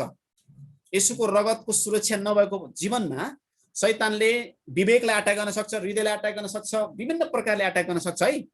येशूको रगतको सुरक्षा तपाईँ ढाक्नुभयो भने आफूलाई, तपाईलाई अब शैतानले अब शैतानबाट पनि तपाईँ विजय पाउनु भयो। येशूको रगतमा ठुलो शक्ति छ।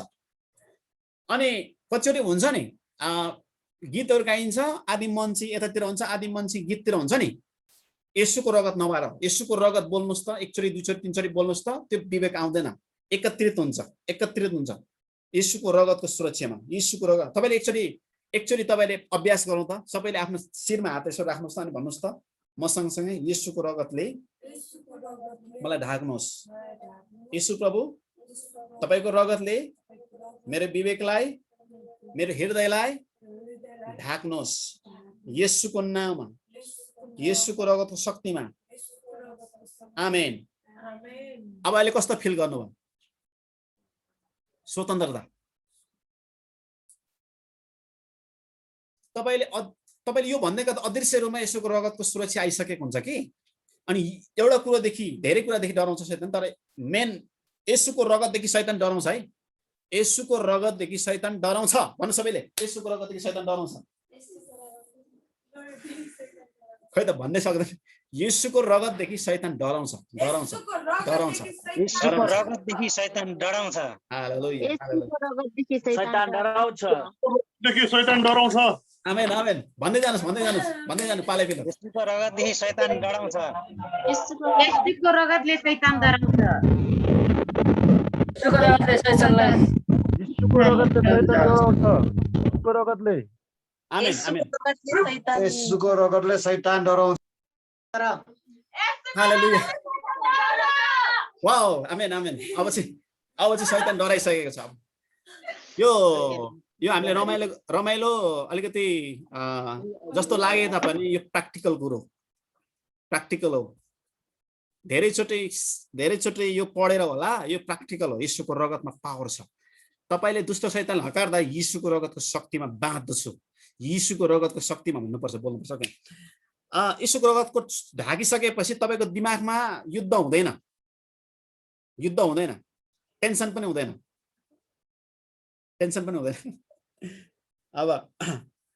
अब तपाईको जति समय तपाई प्रार्थनाको समय लम्ब्याउन चाहनुहुन्छ भने दोस्रो पोइन्ट के हो भने pray from the presence of God भन्छ। उहाँको उपस्थिति, हालेलुया, उहाँको उपस्थिति परमेश्वरको जीवित उपस्थितिमा रहनुहोस् अनि तपाईको प्रार्थना अटोमेटिक बढ्दै जान्छ। हालेलुया। राबा सिकितोरो प्रभुको उपस्थितिमा तपाईँ र म रह्यौँ भने, प्रभुको उपस्थितिमा कसरी जाने?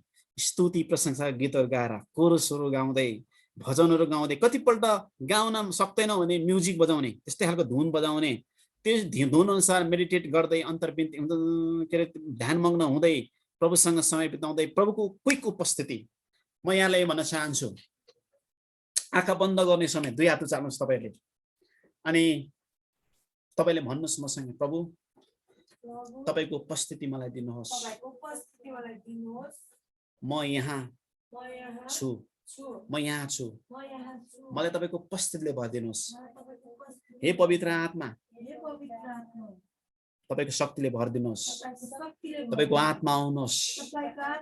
जब तपाईले यस्तो भन्दै जानुहुन्छ, तपाईको हृदयमा परमेश्वरको उपस्थिति, मैनिफेस्टेशन अफ हिज प्रेजेन्स, उहाँको उपस्थिति आउँदछ। रियली जब मोसा परमेश्वरको उपस्थितिमा रहे 40 दिन 40 रातसम्म, 40 दिन 40 रातसम्म केही नखाइकन ऊ प्रभुको उपस्थितिमा रहन सके। यीशु प्रभु पनि 40 दिन 40 रातसम्म प्रभुको उपस्थितिमा रहन सके। म यहाँलाई भन्न चाहन्छु, तपाईको प्रार्थनाको लेभल बढाउने हो भने प्रभुको उपस्थितिमा तपाईँ गएर प्रभुको उपस्थितिमा ट्याप गर्ने, प्रभुको उपस्थितिलाई तपाईले अट्र्याक्ट गर्ने अनि तपाईले प्रभुको उपस्थितिमा गएर तपाईँ प्रार्थना गर्नुहुन्छ। तपाईको 10 मिनट 20 मिनट, आधी घण्टा, 1 घण्टा, 2 घण्टा, 3 घण्टा, 4 घण्टा, 5 घण्टा गएको तपाईले थाहा नै हुँदैन। हालेलुया। उहाँको उपस्थिति हामीलाई चाहिन्छ। म तपाईलाई यो भन्न चाहन्छु, प्रभु त्यहाँ हुनुहुन्छ, तपाईले प्रार्थना गरेको ठाउँमा प्रभु बसिरहनु भएको छ। तपाईँ जानु मात्रै पर्दछ, तपाईँ जान्नु मात्र पर्दछ अनि तपाईँले भन्नु पर्दछ प्रभु म पनि तयारी भएँ, म पनि तयारी भएँ, म तपाईँको उपस्थितिमा आउन चाहन्छु, मलाई तपाईँको उपस्थितिले मलाई भर दिनुहोस्। तपाईँ यति मात्रै भन्नुहोस् कि प्रभुको आत्मा यति बग्नुहुन्छ तपाईँको जीवनबाट, यति बग्नुहुन्छ तपाईँको घन्टौँ प्रार्थनामा जान्छ, घन्टौँ प्रार्थना जान्छ, घन्टौँ प्रार्थना जान्छ। हालेलुया, हालेलुया, ओ हालेलुया। कति आनन्द छ प्रभुको उपस्थिति। हालेलुया, कति आनन्द छ। तपाईँ जब त्यो प्रार्थनाको ठाउँमा जानुहुन्छ कति आनन्द छ। जति प्रार्थना गरे त्यति लम्बिँदै जान्छ। प्रभुको उपस्थिति कति सुन्दर छ। हालेलुया, लेट योर प्रेजेन्स फल in the name of lord Jesus Christ. तपाईँको उपस्थितिले हामीलाई भर दिनु भएको होस्। तपाईँले दुई हात उचाल्नुहोस्। मैले बोल्दै गर्दाखेरि परमेश्वरको उपस्थिति हाम्रो बीचमा छ। तपाईँले दुई हात उचाल्नुहोस्, आँखा बन्द गर्नुहोस्। हालेलुया, हालेलुया, हालेलुया। आँखा बन्द गर्नुहोस्। यो ख्यालठट्टा होइन, बिन्ती गर्न चाहन्छु। प्रार्थनाको योद्धा परमेश्वरले बनाउँदै हुनुहुन्छ। हालेलुया, हालेलुया, हालेलुया, हालेलुया। प्रभु म यहाँ छु, प्रभु म यहाँ छु। मेरो रित्तो हृदयलाई भरिदिनु भएको होस्। तपाईँको उपस्थितिले मात्र म निको हुन सक्दछु। तपाईँको उपस्थितिले मात्र मेरो प्रार्थनाको समय बढ्छ। तपाईँको उपस्थितिले मात्र मेरो प्रार्थनाको लेभल बढ्दछ। तपाईँको उपस्थितिले मात्र मेरो प्रार्थना चाहिँ गुणस्तरीय हुन्छ। हालेलुया, हालेलुया, लेट योर प्रेजेन्स फल। प्रभु हरेकको घरमा तपाईँको उपस्थिति दिनुहोस्। प्रभु तपाईँको उपस्थिति, तपाईँको जीवित उपस्थिति हामी हरेकको घरमा तपाईँले दिनुभएको होस्। म यही प्रार्थना गर्न चाहन्छु। हालेलुया, हालेलुया, हालेलुया। म यहाँलाई बिन्ती गर्न चाहन्छु, जब तपाईँ प्रार्थना गर्न जानुहुन्छ पवित्र आत्माको भरिपुरीमा प्रार्थना सुरु गर्नुहोस्। केही प्रार्थना गर्नुभन्दा अगाडि तपाईँ प्रभुको उपस्थिति पहिला जानुहोस्। प्रभुको उपस्थिति तपाईँ परमेश्वरको उपस्थितिमा तपाईँ पहिला जानुहोस् अनि बल्ल प्रार्थना गर्नुहोस्। तपाईँको प्रार्थना समय बढ्दै जानेछ। हालेलुया, हालेलुया। अनि जब प्रभुको उपस्थितिमा तपाईँ जानुहुन्छ अन्य भाषामा प्रार्थनाहरू आउँदछ, अन्य भाषाको प्रार्थना आउँदछ तपाईँलाई। म यहाँलाई भनिहालौँ, पहिलो कोरिन्थी 14 अध्यायमा यहाँ भनेको छ, अन्य भाषामा प्रार्थना गर्नेले मानिसहरूसँग होइन परमेश्वरसँग बोल्दछ, अन्य भाषाको प्रार्थना। हेर्नुहोस्, म तपाईँलाई बिन्ती गर्न चाहन्छु, यो आखिरी दिनहरूमा परमेश्वरले आत्माको प्रार्थना, अन्य भाषाको प्रार्थना गर्ने व्यक्ति प्रभुले खोज्दै हुनुहुन्छ। तपाईँ र म आत्मामा जागृति भएर आत्माको प्रार्थना गर्न थाल्यौँ भने हामी आखिरी दिनमा स्थिर हुन सक्दछौँ। अन्य भाषामा बोल्नेले मानिसहरूसँग होइन परमेश्वरसँग सिधै कुराकानी गर्दछ, तपाईँसँग त्यो अन्य भाषाको वरदान छैन भने चिन्तित नहुनुहोस्। तपाईँले भन्नुहोस् प्रभुलाई, प्रभु मलाई अन्य भाषाको वरदान दिनुहोस्। आत्माको प्रार्थना गर्ने मलाई दास बनाउनु भएको होस्। म अन्य भाषामा प्रार्थना गर्न चाहन्छु। अन्य भाषा हेर्नुहोस्, त्यत्तिकै आएको छैन। हामी धेरै अन्य भाषा प्राप्त गर्ने व्यक्तिले धेरै अन्य भाषामा प्रार्थना गरेका, धेरै अन्य भाषा मागेको कारणले गर्दाखेरि उहाँहरूलाई हामीलाई परमेश्वरले अन्य भाषा दिनुभयो। तपाईँले पनि अन्य भाषा माग्नुहोस्, अन्य भाषाको वरदान माग्नुहोस् अनि प्रभुले उहाँको सुस्केरामा तपाईँलाई परमेश्वरले अन्य भाषामा प्रार्थना गर्ने निम्ति सहायता गर्नुहोस् अनि पवित्र आत्माको सँग जमघाट पनि तपाईँले गर्नुहोस्। हालेलुया, म यही भन्न चाहन्छु। ओ हालेलुया, हालेलुया। रिमा सिकी तोरोबा शाखा तोरियाना। लेट योर प्रेजेन्स फल। प्रभु हरेकलाई जिब्रोमा अभिषेक दिनुहोस्। प्रभु प्रार्थनाको योद्धा बनाउनु तपाईँ परमेश्वरले दिनुहोस्। आजदेखिको प्रार्थनाको लेभल यति बढ्दै गएको होस् कि प्रार्थनाको जीवन हाम्रो जीवनमा तपाईँले दिनुभएको होस्। हालेलुया, थ्याङ्क यू सो मच येशू प्रभुको नाममा, आमेन। हामी ताली बजाएर प्रभुलाई धन्यवाद दिन्छौँ। मलाई अलिकति समय दिनु होला, म सकिहाल्छु। अनि तेस्रो चौथो कुरो चाहिँ सुन्नु होला, तपाईँ नलेखि नै हुन्छ। प्रार्थना गर्नुभन्दा अगाडि, प्रार्थना गर्दाखेरि तपाईँ र मलाई एकचोटि हेर्नु होला। ख्रिस्टमा म को हुँ भन्ने कुरा तपाईँले मैले जान्नु पर्दछ। ख्रिस्टमा म को हुँ भन्ने तपाईँ र मैले जान्नु पर्दछ। तपाईँ प्रभावकारी इफेक्टफुल प्रेयर, एकदमै शक्तिशाली प्रार्थनाको निम्ति चाहिँ ख्रिस्टमा हामी को हुँ भन्ने हामीले जान्नु पर्दछ। म यहाँलाई भन्न चाहन्छु, ख्रिस्टमा हामी को हुँ भन्ने परिचयले हाम्रो प्रार्थना कस्तो हुन्छ भन्ने कुरा निर्धारण गर्दछ। तपाईँ र म ख्रिस्टमा हामी को हुँ भन्ने कुरा थाहा भयो भने हाम्रो प्रार्थना त्यत्तिकै प्रभावशाली हुन्छ। Knowing who you are in God that determined how effectful will be. फेरि भन्न चाहन्छु, प्रार्थना गर्दाखेरि ख्रिस्टमा म को हुँ भन्ने कुरा थाहा पायौँ भने हाम्रो प्रार्थना यति पावरफुल, यति शक्तिशाली हुन्छ। प्रभु येशूले तपाईँ र मलाई उहाँको छोरा र छोरी बनाउनु भएको छ। भन्नु सबैले छोरा र छोरी बनाउनु भएको छ। अनि प्रार्थना गर्दाखेरि तपाईले यो आँट गर्न पर्दछ कि म प्रभुको सन्तान हुँ। हालेलुया। म परमेश्वरको सन्तान हुँ। मेरो बुवा परमेश्वर हुनुहुन्छ, मेरो बुवा परमेश्वर हुनुहुन्छ। त्यो भन्दाखेरि यति आँट आउनुहुन्छ, यति हुन्छ नि, यति आँट आउँछ कि कतिजना भन्नुहुन्छ म परमेश्वरको सन्तान हो भनेर? कतिजना परमेश्वरको सन्तान हुनुहुन्छ? हात उठाउनुहोस्। सबैले आफूलाई स्वीकार गर्नुपर्छ, स्वीकार गर्नुपर्छ। म परमेश्वरको सन्तान हुँ, म परमेश्वरको सन्तान हुँ, म परमेश्वरको छोरा, म परमेश्वरको छोरी हुँ। त्यो तपाईको हृदयमा आइसकेपछि प्रार्थना पनि त्यस्तै शक्तिशाली हुन्छ। हालेलुया। प्रार्थना पनि त्यस्तै शक्तिशाली हुन्छ। शैतान लागेको, दुष्ट लागेको व्यक्तिलाई तपाईले प्रार्थना गर्नु पर्यो भने तपाईको आँट यो हुनुपर्छ प्रार्थना गर्ने व्यक्तिमा, म परमेश्वरको सन्तान हुँ। म कसको नाउँमा छु? येशूको नाउँमा छु। मेरो पछाडि मेरो परमेश्वर पिताको हात छ। म त ख्रिस्टमा धर्मी भइसकेको छु। म पवित्र जाति भइसकेको छु। म त स्वर्गको सन्तान हो। म त स्वर्गको व्यक्ति हुँ, स्वर्गको भागीदार भएको व्यक्ति। म चान्चुने व्यक्ति होइन।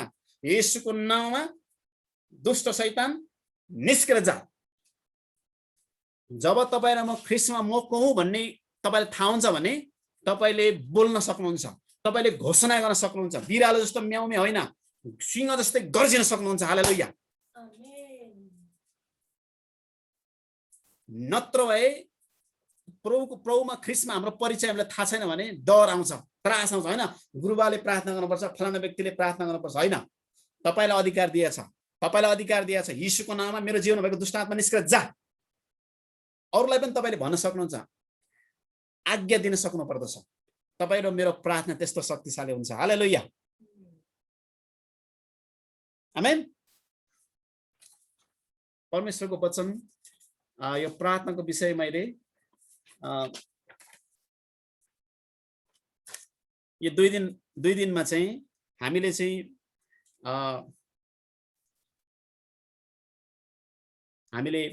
दुई दिनमा चाहिँ यो प्रार्थनाको विषय हामीले सिकेको छौँ। आमेन। मैले 5 मिनट अलि बढी समय लिए।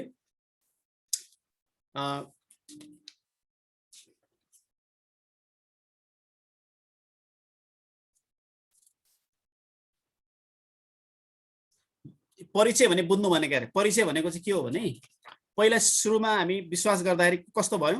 विश्वासी भयो हैन त? विश्वासी भन्नु त सबैले विश्वासी। अनि पछि के भयो? क्रिस्चियन भयो। अनि पछि के भयो? हामी चेला बन्यौं। पछि के भयो? हामी परमेश्वरको सन्तान भयो। यसरी नै हाम्रो परिचय चाहिँ बढ्दै बढ्दै। अब हामी विश्वासी मात्र होइन, हामी क्रिस्चियन मात्र होइन, हामी चेला पनि हो, विश्वासी पनि हो, क्रिस्चियन पनि हो, हामी परमेश्वरको सन्तान पनि हो। हामी परमेश्वरमा धर्मी ठहरिसकेको छौँ। हामी परमेश्वरमा नयाँ जीवन पाइसकेको छौँ। हामी स्वर्गको भागीदार भइसकेको छौँ। नयाँ जीवन पाइसकेको छौँ आत्मामा। शरीरले त भन्दैन, आत्मामा हामी नयाँ जीवन पाइसकेका छौँ भन्दै तपाईँ र मेरो जीवन प्रार्थनाको जीवन चाहिँ गुणस्तरीय होस्। अनि कतिजना आशिषित हुनुभयो हिजो र आजको क्लासबाट?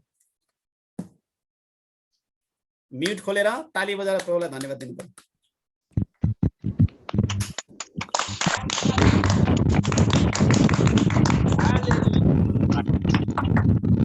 अब अन्तिम प्रार्थना गरेर हामी अन्तिम प्रार्थना गरेर छुटौँ है। तपाईले अब म अन्तिममा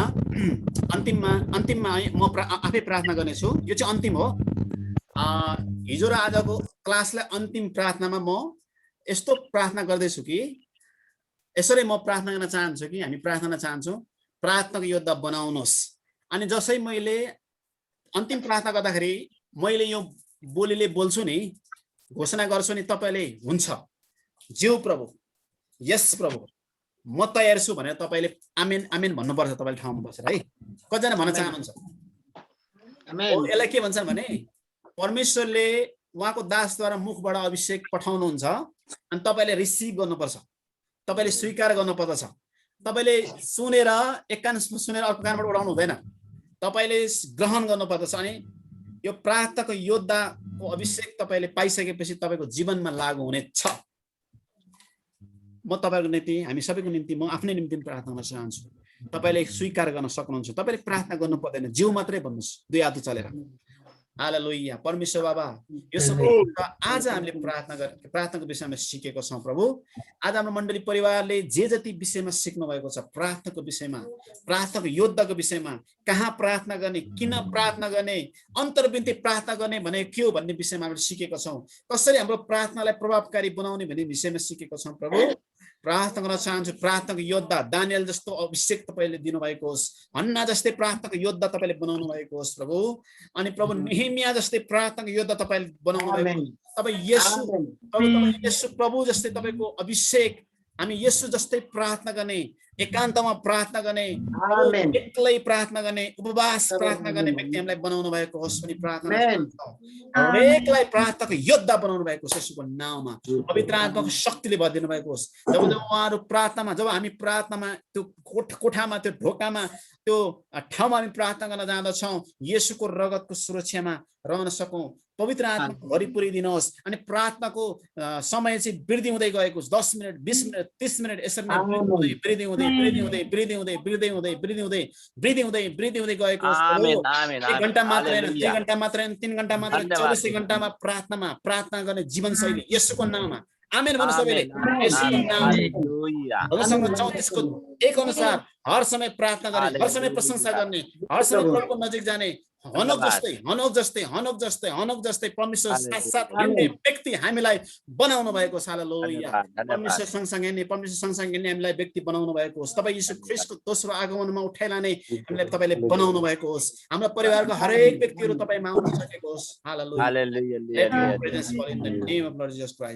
तपाईको उपस्थितिले भरिदिनु भएको होस्। हाम्रो प्रार्थना तपाईले सुन्नु भएको छ भने हामी विश्वास गर्दछौँ। र आज हामी क्लासलाई यी समापन गर्दै हामी बिदा हुन चाहन्छौँ। हाम्रो हरेक दिन, अबको हरेक दिन प्रार्थनामय जीवनशैली, प्रार्थनामय येशू प्रभुको नाममा। जय मसी।